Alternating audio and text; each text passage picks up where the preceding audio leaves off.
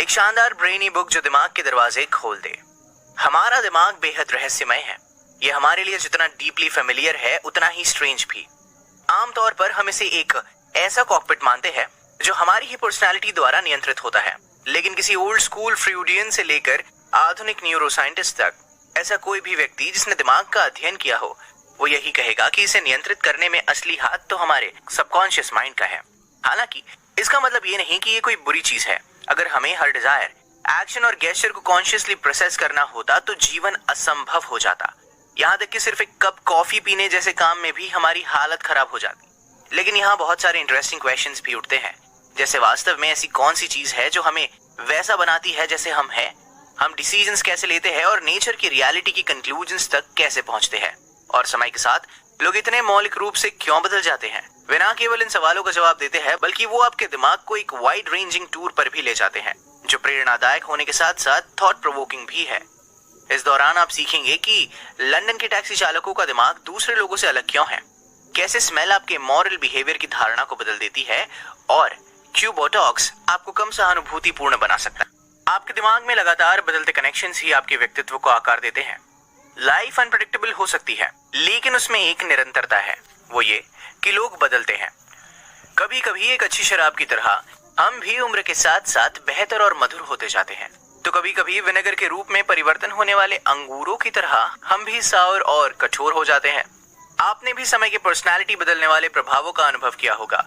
क्या आपने स्कूल के समय के किसी पुराने फ्रेंड से मिलकर आपको यह आश्चर्य हुआ है कि जिस व्यक्ति को आप कभी अच्छे से जानते थे उसे ये क्या हो गया, कोई इतना कैसे बदल सकता है, इसके पीछे क्या साइंस हो सकता है। तो दोस्त, ये सब इसी बारे में है कि समय के साथ मस्तिष्क कैसे बदलता है। हमारे जन्म के साथ ही हमारे दिमाग लगातार नए कनेक्शन बनाने और नई सिचुएशंस में खुद को अडेप्ट करने में जुट जाता है। ये हमारी पर्सनालिटीज को आकार देता है। 2 साल के बच्चे का उदाहरण लेते हैं।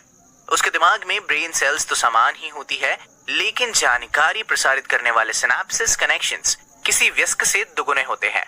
ऐसा इसलिए क्योंकि बढ़ती उम्र के साथ हम उन सिनेप्सिस कनेक्शंस को खो देते हैं जिन्हें कांस्टेंट रिपीटेशन से रीइंफोर्स नहीं किया जाता। उदाहरण के लिए किसी भाषा के बारे में सोचिए। आपको विदेशी भाषा की आवाज की नकल या डिस्टिंग्विश करना बहुत मुश्किल लगेगा क्योंकि बचपन में उस भाषा से एक्सपोज नहीं हुए थे। ये बात आमतौर पर पर्सनालिटी पर ज्यादा लागू होती है।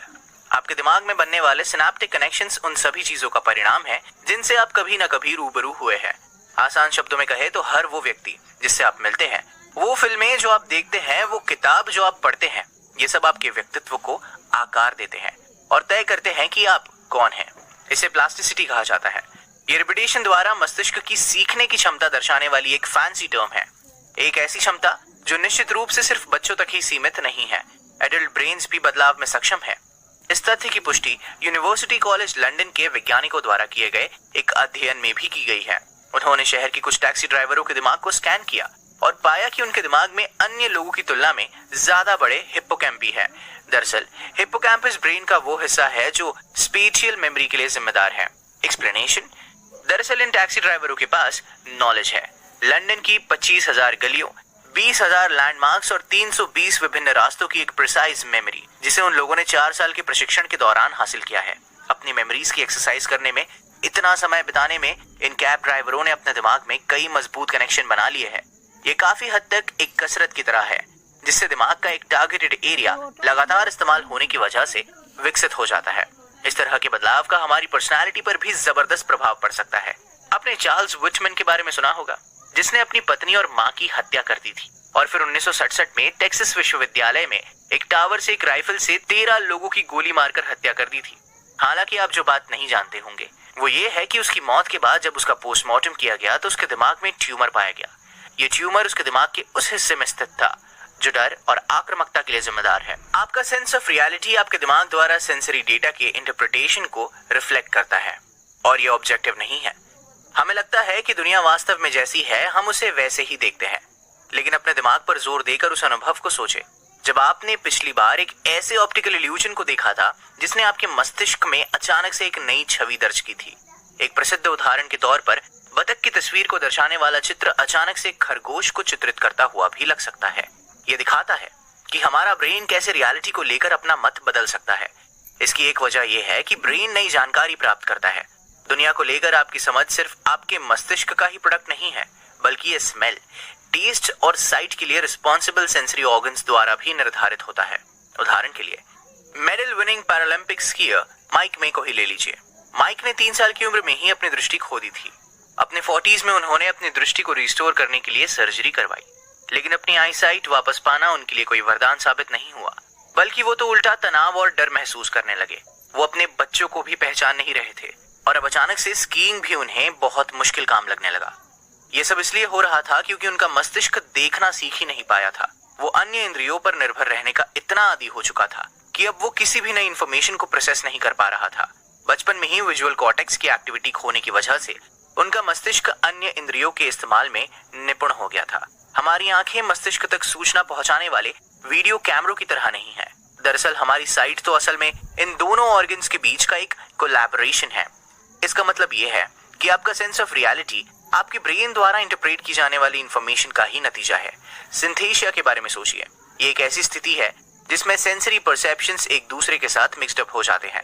जिन लोगों में ये एब्नॉर्मलिटी होती है वो किसी पृष्ठ पर लिखे गए शब्दों का स्वाद लेने और म्यूजिक को कलर के रूप में सुनने जैसे अनुभव होने का दावा करते हैं। ऐसे मामलों में मस्तिष्क का वो हिस्सा जो आमतौर पर तब रिएक्ट करता है जब कोई सनसेट के कलर्स की तारीफ करता है, वो ऐसे मामलों में म्यूजिक सुनने पर भी ट्रिगर हो जाता है। क्या इसका मतलब ये है कि सिंथेसिया से जूझ रहे लोग केवल भ्रमित हैं? नहीं, बिल्कुल नहीं। सेंसरी ऑर्गन्स दिमाग को वो जानकारी प्रदान करते हैं जिन्हें रियलिटी के रूप में इंटरप्रेट किया जाता है, लेकिन ये जानकारी बाहरी दुनिया की एक धारणा से ज्यादा कुछ नहीं है। अधिकतर डिसीजन सबकॉन्शियसली लिए जाते हैं। आपके एक्शंस पर आपका कितना कंट्रोल है? अधिकतर फिलोसॉफिकल क्वेश्चंस की तरह ही इस सवाल का उत्तर भी इसी बात पर निर्भर करता है कि आप अपनी टर्म्स को कैसे डिफाइन करते हैं। अगर आप अपने कॉन्शियस सेल्फ को अपने ही कंट्रोल में मानते हैं, तो सच्चाई ये है कि आपका आपके दिमाग के उस हिस्से तक बहुत कम कंट्रोल है जो स्टीयरिंग व्हील को नियंत्रित करता है। लेकिन यह उतना अटपटा भी नहीं है जितना सुनने में लग सकता है। दरअसल ये हमारे नॉर्मली फंक्शंस करने के लिए जरूरी है। जरा सोचिए, अगर आपको सिर्फ बातें करना या एक कप कॉफी पीने के लिए भी हर छोटे छोटे मूवमेंट पर फोकस करना पड़े, तो ये मामूली काम भी कितना मुश्किल हो जाता। ऐसे एक्शंस के इतने चुनौतीपूर्ण ना होने की एकमात्र वजह यह है कि प्रैक्टिस्ड स्किल्स सबकॉन्शियसली परफॉर्म की जाती है। सीधे शब्दों में अगर कहे तो आप चीजों को करने में तब बेहतर होते हैं जब आप उनके बारे में बहुत ज्यादा नहीं सोचते हैं। उदाहरण के लिए ऑस्टिन नेबर को ही ले लीजिए। ऑस्टिन एक 10 वर्षीय चैंपियन स्पोर्ट्स स्टैकर है। ये एक ऐसा खेल है जिसमें खिलाड़ी घड़ी से प्रतिस्पर्धा करते हुए कप्स को डिफरेंट शेप्स में स्टैक करते हैं। ऑस्टिन और ऑथर को मस्तिष्क की गतिविधि मानने वाली EEG मशीनों से जोड़ा गया और उन्हें एक कप स्टैकिंग रूटीन परफॉर्म करने के लिए कहा गया। ये ऑथर के लिए बेहद चुनौतीपूर्ण था क्योंकि वो इससे फेमिलियर नहीं थे। इस टास्क को पूरा करने में उनके ब्रेन ने भारी मात्रा में एनर्जी कंज्यूम की। वहीं दूसरी ओर ऑस्टिन का ब्रेन रेस्ट में था। उसने इस तरह की रूटीन इतनी बार की है कि उसके दिमाग का स्ट्रक्चर फिजिकली बदल गया है। अब कप्स को स्टैक करने के लिए उसके कॉन्शियस ब्रेन को एंगेज होने की जरूरत ही नहीं पड़ती। जब आप कुशलता के एक निश्चित स्तर पर पहुंच जाते हैं, तब कॉन्शियस एफर्ट वास्तव में गलतियों की ओर जाता है। उदाहरण के लिए बेसबॉल खिलाड़ी जब बॉल को हिट करने से पहले इसके लिए कोई कॉन्शियस डिसीजन नहीं लेते। ये सही भी है क्योंकि ह्यूमन ब्रेन इतना तेज नहीं होता कि वो हाई स्पीड से आती बॉल की गति का सही आकलन करके ये निर्धारित कर सके कि बैट को स्विंग कब करना है। लेकिन आपका कॉन्शियस माइंड सारा खेल संभालता है, तब भी जब आप कोई कॉम्पिटिटिव स्पोर्ट भी नहीं खेल रहे हो। ये बिल्कुल डेली लाइफ के डिसीजंस लेते वक्त अपने कंट्रोल में रहने जैसा ही है। इवोल्यूशनरी साइकोलॉजिस्ट जॉफ्री मिलर ने अपने एक अध्ययन में ये डेमोन्स्ट्रेट किया कि स्ट्रिप क्लब्स में फीमेल डांसर्स अपनी मेंस्ट्रुअल साइकिल की अलग अलग स्टेप्स में कितना पैसा कमाती है। इस अध्ययन में उन्होंने पाया कि जब डांसर्स ओव्यूलेटिंग फेज में हो, यानी जब वो फर्टाइल होती है, तो पुरुष उन्हें दूसरी डांसर्स की तुलना में तकरीबन डबल टिप्स देते हैं। इसके पीछे मिलर का तर्क ये है कि पुरुष महिलाओं के अपीयरेंस के एस्ट्रोजन लेवल के बढ़ने से होने वाले बदलावों को सबकॉन्शियसली भाप लेते हैं। कई अन्य अध्ययन भी यही निष्कर्ष दर्शाते हैं। आपके द्वारा सामने वाले के बिहेवियर को इमोरल मानने की संभावना कई गुना बढ़ जाती है अगर उस वक्त हवा में कोई दुर्गंध फैली हो। इसी तरह यदि हाथ में गर्म ड्रिंक हो तो व्यक्ति दूसरों को अपने रिलेशनशिप्स के बारे में दूसरों को गर्मजोशी से बताने की संभावना भी बढ़ जाती है। इस तरह की सबकॉन्शियस एक्टिविटी के लिए यूज होने वाली टेक्निकल टर्म प्रिमिंग कहलाती है। बेसिकली इसका मतलब ये है कि सेंसरी डेटा हमारे परसेप्शंस को प्रभावित करता है। हमारे डिजायर्स, डोपामाइन और शॉर्ट टर्म गेन को लेकर दिमाग के प्रेफरेंस ही हमारी डिसीजन मेकिंग को आकार देते हैं। एक साधारण सवाल जैसे कौन से शूज पहने जाए से लेकर करियर से जुड़ी लाइफ डिफाइनिंग चॉइसेस तक हमारी जिंदगी डिसीजन से भरी हुई है। तो यहाँ हमें ब्रेन के बारे में क्या पता चलता है? आइए इस बात पर एक नजर डालते हैं कि लोग डिसीजंस कैसे लेते हैं।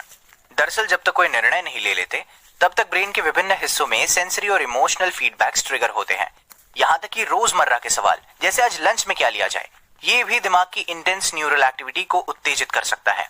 माइनस्ट्रोन और ब्रोकली सूप में से किसी एक को चुनने के बारे में सोचना भी सभी तरह के सेंसरी एंड इमोशनल एसोसिएशंस को एक्टिव कर सकता है।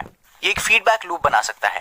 यदि आप अपने निर्णय का आनंद लेते हैं तो आपका मस्तिष्क डोपामाइन रिलीज करता है, जो कि भविष्य में इस तरह की चॉइसेस को लेकर डिसीजन लेने के लिए की जाने वाली आर्गुमेंट का हिस्सा बन जाता है। आप ये नोटिस कर सकते हैं कि दिमाग और शरीर ऐसे केसेस में कितने क्लोजली वर्क करते हैं जहां इन दोनों के बीच का कनेक्शन ब्रेक कर दिया जाता है। टैमी मायर्स, इन्हीं का ही उदाहरण ले लीजिए। एक मोटर बाइक दुर्घटना में उनके दिमाग का वो हिस्सा डैमेज हो गया जो उनकी भावनात्मक और शारीरिक स्थिति के लिए जिम्मेदार था। इसका मतलब ये हुआ, इस घटना के बाद वो ये नहीं बता पाती थी कि वो थकान महसूस कर रही है या संतुष्टि, वो प्यासी है या उत्तेजित। उनके दिमाग का कम्युनिकेशन इस कदर टूट चुका था कि वो अब डिफरेंट ऑप्शंस को ठीक से कंपेयर भी नहीं कर पाती है। डिसीजन मेकिंग को आकार देने वाला एक अन्य फैक्टर ब्रेन द्वारा शॉर्ट टर्म गेन को प्रेफरेंस दिया जाना भी है। दरअसल ब्रेन किसी इमेजिनरी फ्यूचर के लिए वेट करना पसंद नहीं करता है। वो लॉन्ग टर्म के लिए काल्पनिक लाभों के बजाय तुरंत मिलने वाले लाभ को ज्यादा प्राथमिकता देता है। यही वजह है कि लोग कम ब्याज वाले ऐसे लोन ले लेते हैं जिन्हें चुकाने में वो असमर्थ होते हैं, और इसी वजह से विवाहित लोग अफेयर्स के चक्कर में पड़ जाते हैं जिसका बाद में उन्हें भी पछतावा होता है। तो आप इस टेम्पटेशन को टालकर कैसे लंबा गेम खेल सकते हैं? इसका एक तरीका है कि आप यूलिसिस कॉन्ट्रैक्ट ये साइन कर ले। एक ग्रीक लेजेंड के मुताबिक यूलिसिस एक जहाज का कप्तान था जो एक ऐसे आइलैंड के पास पहुंच गया था जहां पर साइरेंस रहते थे। साइरेंस ऐसे खतरनाक क्रीचर्स थे जिनका मधुर संगीत नाविकों को हिप्नोटाइज करके उन्हें हिडन रॉक्स की तरफ आकर्षित करता था, जिससे टकराकर उनके जहाज डूब जाते थे। एक और जहां अन्य सेलर्स अपने कान में कॉटन ठूसकर साइरेंस के संगीत को नजरअंदाज करने की कोशिश करते थे, तो वही यूलिसिस ने अपने क्रू से कहकर खुद को जहाज के मस्त से ही बंधवा दिया ताकि वो किसी भी स्थिति में जहाज को साइरेंस की ओर ना मोड़े, और इससे वो ये कहानी सुनाने के लिए जीवित बच गया। इस एग्जाम्पल से आप क्या सीखते हैं? मान लीजिए आप अपने नए वर्कआउट शेड्यूल में स्ट्रिक्ट रहना चाहते हैं, तो क्यों ना खुद को हर रोज जिम में अपने फ्रेंड से मिलने के एग्रीमेंट में बांध ले। अगर आप अपने एग्जाम्स के दौरान फेसबुक से दूर रहना चाहते हैं तो आप अपनी किसी दोस्त से अपना पासवर्ड बदलवा ले। स्मोकिंग छोड़नी है तो अपने सिगरेट्स और लाइटर्स को सोशलाइजेशन ब्रेन के मेन फंक्शंस में से एक है, और ये हमारे समूह के अस्तित्व की संभावना को भी बूस्ट करता है। मनुष्य सामाजिक प्राणी है। ये तथ्य हमारे दिमाग के काम करने के तरीके से भी रिफ्लेक्ट होता है। हम लगातार दूसरे लोगों को पढ़ने की कोशिश करते हैं और ये पता लगाने की कोशिश करते हैं कि कौन हमारे ग्रुप से बिलोंग करता है और कौन नहीं। हम ये कैसे करते हैं? एम्पैथी, इस इमोशन के जरिए से अन्य लोगों और उनकी भावनाओं से रिलेट कर पाने की एबिलिटी से। एम्पैथेटिक होना पूरी तरह से मिररिंग के बारे में ही है। जब हम अन्य लोगों से इंटरेक्ट करते हैं तो हम उनके फेशियल एक्सप्रेशंस को रिफ्लेक्ट करते हैं ताकि हमारे दिमाग को पता चल सके कि वे क्या सोच रहे हैं और कैसा महसूस कर रहे हैं।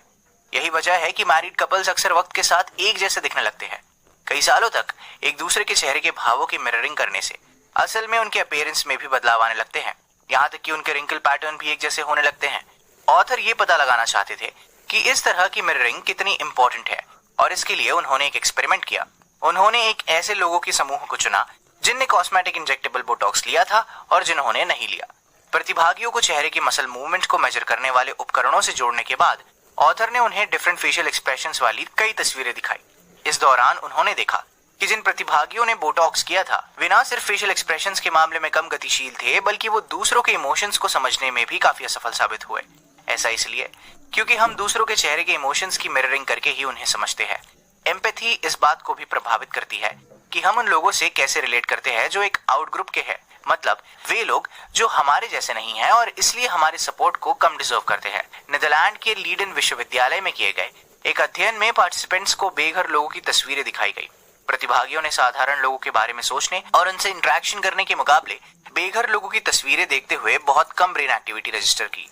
यदि सख्त शब्दों में कहा जाए तो उन्होंने इन बेघर पुरुषों और महिलाओं को वस्तुओं के रूप में देखा।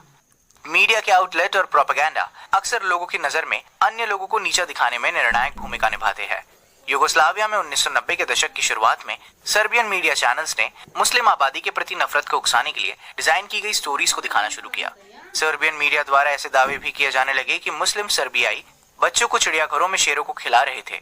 इस सब का उद्देश्य ये था कि दर्शक मुसलमानों को एक ऐसे आउटग्रुप की तरह देखे जो किसी भी तरह की सहानुभूति को डिजर्व। टेक्नोलॉजी ब्रेन की फंक्शनिंग को सपोर्ट तो कर सकती है, लेकिन इसकी जगह नहीं ले सकती। हम अभूतपूर्व न्यूरोलॉजिकल और टेक्नोलॉजिकल विकास के युग में रहते हैं, जो बीते कल की वाइल्डेस्ट साइफाई फैंटेसीज को भी शर्मसार कर सकता है।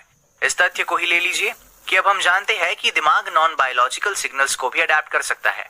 ये वास्तव में एक क्रांतिकारी खोज है और हम अभी भी नहीं जानते हैं कि ये हमारे जीवन को किस कदर बदल सकती है। इसी तरह कॉक्लियर इम्प्लांट्स के बारे में सोचिए। ऐसे इलेक्ट्रॉनिक डिवाइसेस जो बहरेपन से जूझ रहे लोगों द्वारा इस्तेमाल की जाती है। ये डिवाइसेस ब्रेन तक एक डिजिटल सिग्नल पहुंचाती है। ये काफी हद तक एक बिल्कुल नई भाषा सीखने जैसा है।